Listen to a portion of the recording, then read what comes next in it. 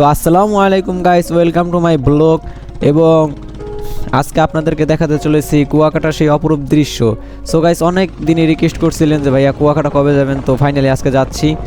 So guys, রাস্তাটা তো দেখতেই পাচ্ছেন গাইস, কত সুন্দর।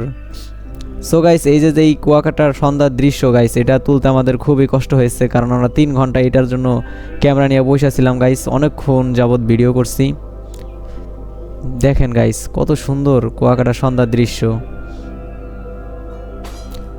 এবং গাইস, এই যে আপনার যে সিনারিটা গাইস, এটার জন্য আমরা প্রায় 40 মিনিট ক্যামেরা ধরে বসেছিলাম গাইস, শুধু এইটুকু তোলার জন্য গাইস। সো আপনারা যদি আমাদেরকে কমেন্ট, লাইক এবং শেয়ার না করেন, তাহলে আমাদের পরিশ্রম পুরোই ব্যর্থ যাবে গাইস। এই জন্য অবশ্যই চ্যানেলটা সাবস্ক্রাইব করেন।